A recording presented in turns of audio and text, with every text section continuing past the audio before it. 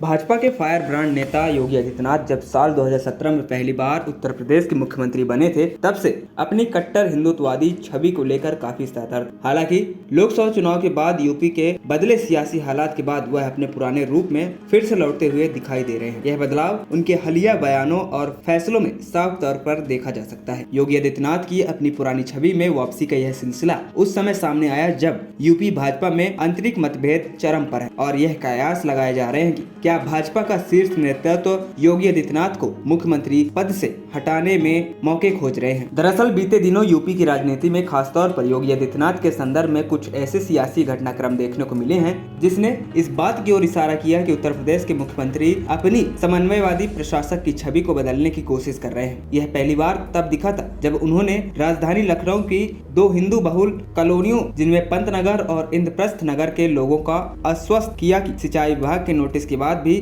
उनके घरों को नहीं तोड़ा जाएगा। वहीं इससे पहले एलडीए ने लखनऊ के अकबर नगर इलाके में 24.5 एकड़ के फैले 1169 घरों और 101 व्यावसायिक प्रतिष्ठानों समेत 1800 ढांचों को ध्वस्त कर दिया था, क्योंकि ये कुकरेल नदी के किनारे बाढ़ के मैदान पर अवैध रूप से बनाए गए थे। वहीं कांवड़ यात्रा को लेकर भी योगी आदित्यनाथ का एक फैसला काफी चर्चित रहा। मुजफ्फरनगर जिले की पुलिस से आदेश दिया गया था कि सड़क के किनारे दुकानदारों को अपने प्रतिष्ठानों के बाहर अपना नाम लिखना होगा। इस निर्देश पर मुसलमानों के खिलाफ माहौल बनाने के आरोप लगे थे। हालांकि मुजफ्फरनगर के वरिष्ठ पुलिस अधीक्षक ने दावा किया था कि इससे टकराव को रोका जा सकता है। हंगामे के बीच राज्य प्रशासन की अपनी बात पर अड़ा रहा और एक हफ्ते बाद यह निर्देश राज्य के अन्य हिस्सों पर भी लागू कर दिया गया जहां से कांवड़ यात्रा गुजरनी थी। वहीं इसके बाद यूपी सरकार ने धर्मांतरण विरोधी कानून में संशोधन करने के लिए सदन में एक विधेयक पेश किया। इस विधेयक से उत्तर प्रदेश गैर कानूनी धर्म परिवर्तन प्रतिषेध नियम 2021 और सख्त बना दिया गया।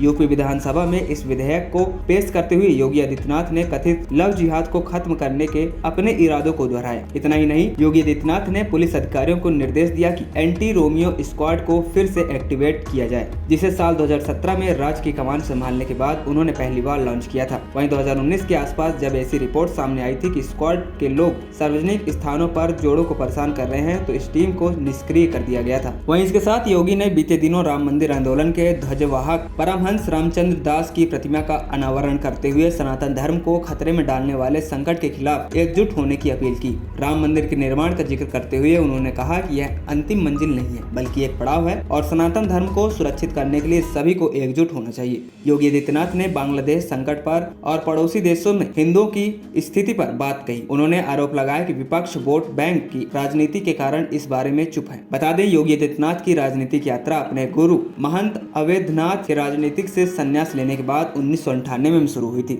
जब वह गोरखपुर के सांसद बने थे। वहीं 26 साल की उम्र में वह उस साल लोकसभा के लिए चुनाव लड़ने वाले सबसे कम उम्र के सांसदों में से एक बन गए थे। गोरखनाथ मठ से जुड़ाव और अपने हिंदुत्ववादी नेता होने की छवि को चमकाने के लिए 2002 में उन्होंने हिंदू युवा वाहिनी नामक एक संगठन का गठन किया। अगले 5 सालों में यह संगठन गोरखपुर, देवरिया, कुशीनगर, महाराजगंज, संत कबीर नगर, बस्ती, सिद्धार्थनगर, बलरामपुर, गोंडा, फैजाबाद, मऊ, आजमगढ़, गाजीपुर, जौनपुर और बलिया जैसे जिलों में फैल गया। आपको बता दें, साल 2022 में योगी जब फिर सत्ता में लौटे तो उनका रुख और नरम था। हिंदुत्ववाद की वजह से उन्होंने अपराध के खिलाफ अपनी छवि को पुख्ता करने की कोशिश की। उनका अपराध विरोधी बुलडोजर अभियान खूब चर्चित है। योगी ने अयोध्या, वाराणसी, मथुरा जैसे हिंदू तीर्थ स्थलों में विकास पर भी ज्यादा ध्यान केंद्रित किया। वाराणसी में ज्ञानवापी मस्जिद विवाद और मथुरा में कृष्ण जन्मभूमि शाही ईदगाह मस्जिद विवाद से संबंधित अदालती मामलों पर जब माहौल गर्म हुआ, तब भी उन्होंने बयानबाजी से परहेज किया। खबरी चौखट की रिपोर्ट।